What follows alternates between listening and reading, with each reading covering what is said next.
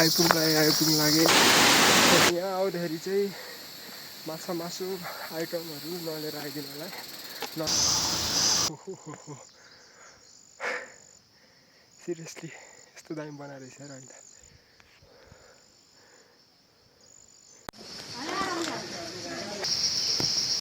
यत्रो हिँडेपछि यहाँ। हेलो एभ्रिवान, हामी फेरि भेटेको छौँ होइन। र आजको हाम्रो डेस्टिनेसन रहेको छ मणिचुर। मणिचुर जानुलाई चाहिँ हामी धरहराको अगाडि होइन, त्यो काठमाडौँ मलको अगाडि ठ्याक्क गाडी पाउँछ सुन्दरी जल जाने, त्यहाँबाट सुन्दरी जलको बसमा चढेर जानुपर्छ। ठ्याक्क यो काठमाडौँ मलको अगाडिबाट गाडी पाउँछ, यो सुन्दरी जल जाने गाडी।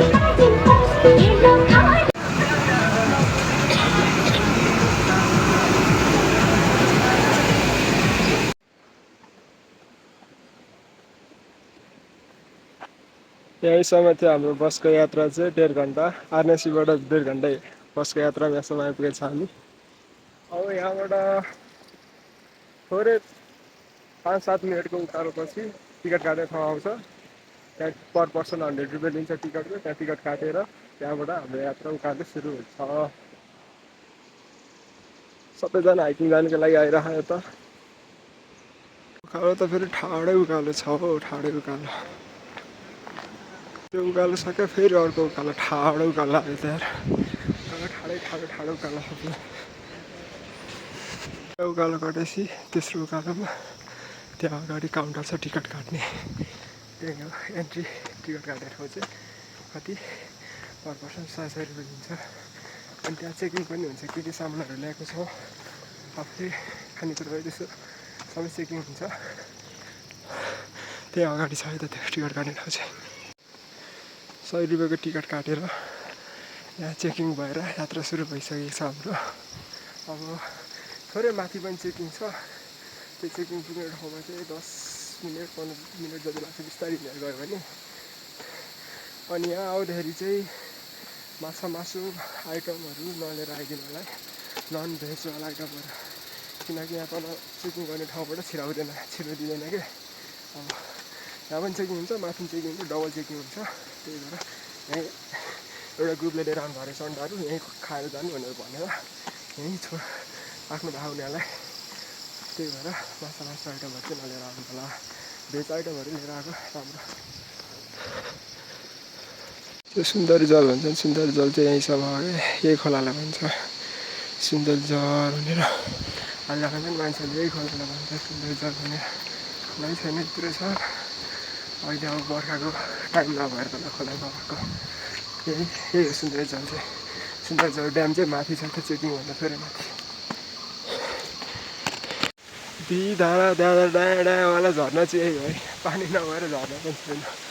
ऊ माथि चाहिँ रहेछ, त्यहाँ माथि चाहिँ रहेछ, यहाँ चाहिँ छैन। यहाँबाट चाहिँ थोरै अगाडिदेखि सैनिक इलाका सुरु छ। यहाँ अगाडि चेकिङ छ, माथि दोस्रो चेकिङ। मणिचुर चाहिँ यहाँ छ। अनि सानो ड्याम, ठुलो ड्याम, चिसोपानी, ओखरेनी भिलेज, नागी गुम्बा, शिवपुरी नागार्जुन नेसनल पार्क, यता छ शिवपुरी पिक। 4 चोटि गइसक्यो शिवपुरी पिक चाहिँ। यहाँबाट हेरेर फोटो खिचेर राखेर लगइन हुन्छ 11 भए। दामी छ यार बाटो चाहिँ। हाम्रो सेकेन्ड चेक पोइन्टबाट पनि चेक भएर अगाडि बढिसकेको छौँ, यो सेकेन्ड हो। अनि उता मणिचुर जाँदा चाहिँ त्यो मणिचुरको माथि रोडबाट माथि उकालो लाग्ने ठाउँमा एउटा आर्मी क्याम्प चेक पोइन्ट छ। त्यति हो, अब यति हो यहाँको चाहिँ। सकिसक्यो अब सिधै बाटो थोरै माथि पुगेपछि रोड आउँछ, त्यसपछि एउटै रोड। यो बाटो छ, यो बाटो जाने कि यो बाटो जाने भन्ने छ होइन। यो बाटो गयो भने चाहिँ तल सुन्दरजल ड्याम पुग्छ। यो बाटो चाहिँ त्यति थाहा छैन मलाई, यो पनि बाटो नि त्यही माथि रोड पुग्छ, अनि यो बाटो नि त्यहीँ पुग्छ। यो बाटो चलाउने चाहिँ होइन, किनकि यहाँ तल ड्याम पनि हेरेर। अनि त्यहाँ एउटा पानी खाने धारा पनि छ, त्यहाँबाट पानी खाएर मुख सुकेर फ्रेस भएर जानुहुन्छ। त्यही भएर यतापट्टिको लेफ्ट साइडको बाटो आउँदा राम्रो लाग्छ।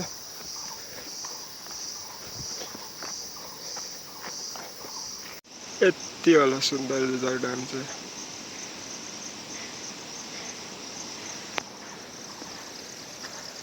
आज बिदाको दिन नभए पनि मान्छेहरू चाहिँ टन्नै आइरहेको साथी जे होस् त्यस लागिदेखि त टन्नै भन्नाले शनिबार आइतबार जति चाहिँ छैन त्यो पनि जस्ट टन्नै चाहिँ टन्नै रहेछ। यही हो ल, खानेपानी पनि मुख धुए पनि जे गरे पनि चाहिँ खानेपानी नै हो। त्यो माथिबाट बोकेर आएर रहेछ ड्यामको पानी चाहिँ। यो पानीले खाँदा म धुँदा केही हुँदैन, खानेपानी नै हो। यहाँ पनि त्यस्तै बिचमा चाहिँ यहाँतिर बाटोतिर बिचमा बाटोतिर चाहिँ पुरै फोहोर छ, फालिसक्यो यहाँ पनि। त्यो भरिभरि खानेकुरा बोकेर ल्याउनु सक्यो, त्यो खालीवाला किन लान नसक्यो होला। यहाँ छ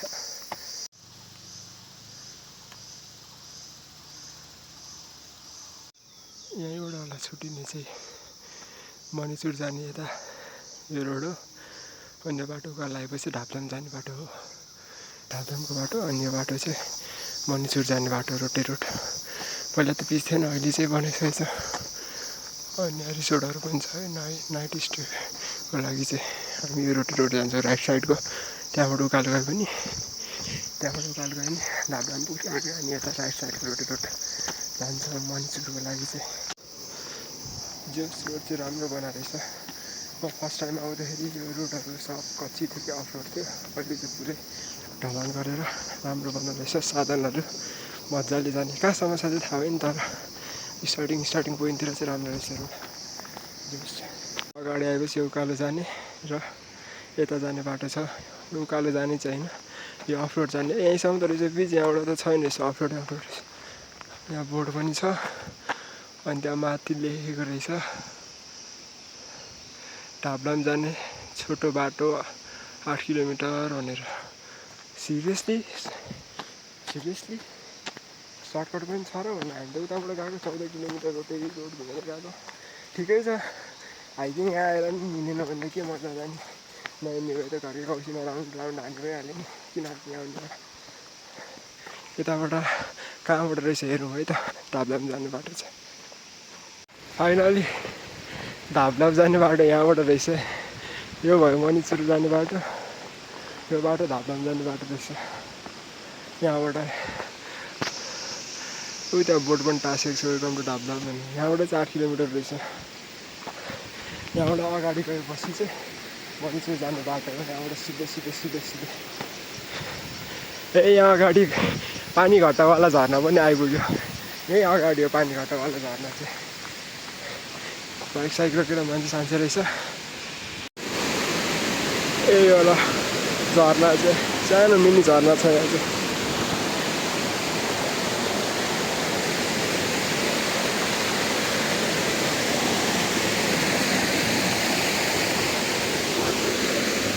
बाटो त्यस्तो छ, मिनी झर्ना जाने बाटो छ।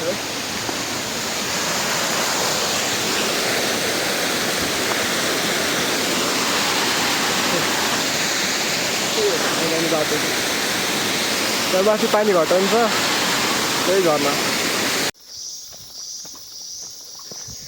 किराहरू कराएको भए केही कराउँदैन कि अरू चाहिँ सानो पानी लाग्ने। अघि बाटोमा आउँदै थिएँ, त्यहाँ 3 जना केटीहरू भेटेको थियो। दाइ मणिचुर जाने बाटो यो दाइ गर्छ। त्यो काली भएर त्यस्तो अङ्कल जस्तो देखिसक्यो होला जसले पनि दाइ गर्छ त। त्यो पारीको गाउँ छ नि, हो त्यो गाउँ हुँदै ढापधाम जाने हो। यत्रो हिँडेपछि यहाँ 2टा बाटो आइपुग्यो जोडिने। यहाँ पनि लेखेको रहेछ ढापधाम जाने बाटो 15 किलोमिटर भनेर। यहाँ चाहिँ सायद तल भक्तपुर साइडबाट आउने बाटो होला यो चाहिँ। अनि यो चाहिँ अगाडि मणिचुर जाने बाटो। यहाँबाट पनि ढापधाम पुग्दो रहेछ 15 किलोमिटर। अब पानी पर्नु जस्तो भएको थियो, घाम लाग्दिरहेको, टन्टापुर घाम लाग्दिरहेको। फेरि त्यसो त कालो मान्छे झन् कालो हुने भइहाल्दैन घामले। नो हर्न के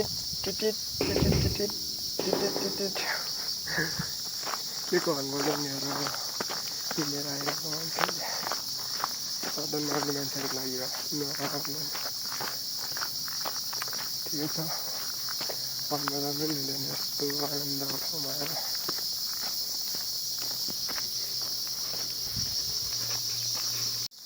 आइपुग्नु लागे जस्तो फिल भइरहेको होइन, तर त्यस्तो आइपुग्नु लागे जस्तो फिल भएको त 5 डाँडा काटिसक्यो हो, अझै पनि छैन। तर अरू हाइकिङ प्लेसको कम्पेरिजनमा यो चाहिँ एकदम सजिलो लाग्यो मलाई चाहिँ, किनभने रोडै जस्तो छ, उकालो ओह्रालो केही छैन त्यस्तो, रोड गए पनि पुगिहाल्यो। आफ्नो डेस्टिनेसन पनि राम्रो हो, बाटो पनि राम्रै छ, आनन्द आउने, घाम लाग्यो पनि हावा चाहिँ चलिरहेको जोस् आनन्द लाग्यो।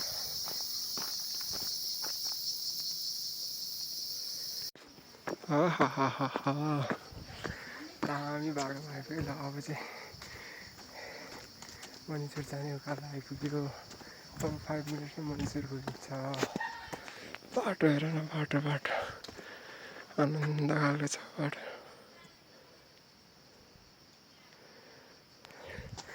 अब 5 मिनटमा मनिसुर धाममा पुगिन्छ। मान्छेहरू साधनमा आइरहेको रहेछ, यता साखुबाट नि आउने बाटो रहेछ, साखुबाट आइरहेको रहेछ बाइकमा, कन्फ्युज भयो भनिरहनु भएको थियो।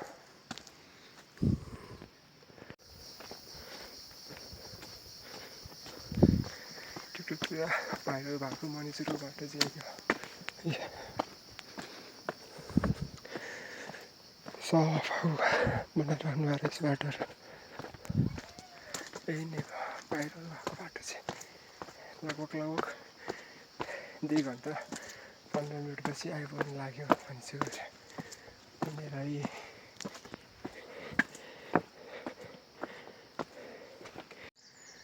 आइपुग्यो मनिसुर आइपुग्नुभन्दा अगाडिको ग्राउन्ड। ओहो सिरियसली यस्तो दामी बनाएर रहेछ र अहिले।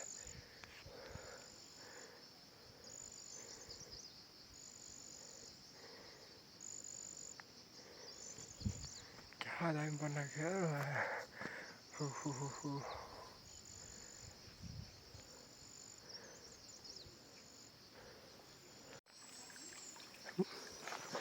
मनिसुर दह आइपुग्नुभन्दा थोरै अगाडि यहाँ शुद्ध खाने पानी पिउने ठाउँ छ। यसलाई चाहिँ फोहोर नगरौँ मलाई ल, यस्तो शुद्ध छ, जस्तो शुद्ध छ त्यस्तो भएको मलाई यसलाई फोहोर गर्ने काम चाहिँ नगरौँ होला तपाईँहरूलाई।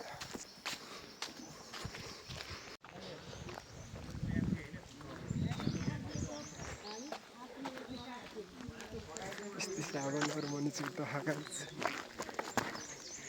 Seriously this look like हावान।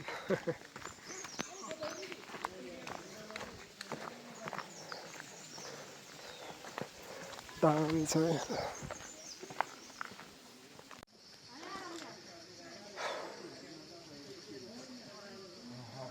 मनमा क्या शान्ति आनन्द आइरहेको छ अरे आवाजले। यो चाहिँ डेन्जर छ नि दिदी भने। अरे यार मनिसुर हेर गाइस, यो माथि आकाशमा तैरी उडेको जस्तो देख्छ। यहाँ पनि छ, फेरि यहाँ पनि छ क्या, दामी क्या। दामी छ दामी ल, क्या मजाको हावा चल्छ।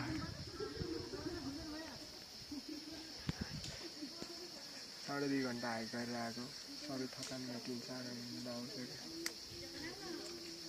मेरो चाहिँ साढे 2 घन्टा, अब बिस्तारै हान्ने 3 घन्टा 4 घन्टा लाग्छ। अब म त छिटो हिँड्छु नि त, त्यही भएर साढे 2 घन्टा हाइक गरेर आएको।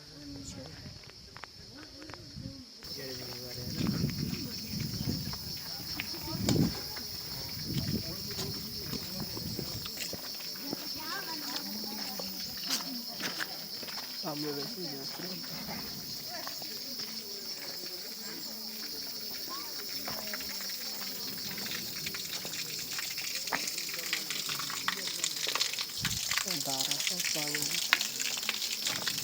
साबुन प्रयोग गर्नु मनलाई छ।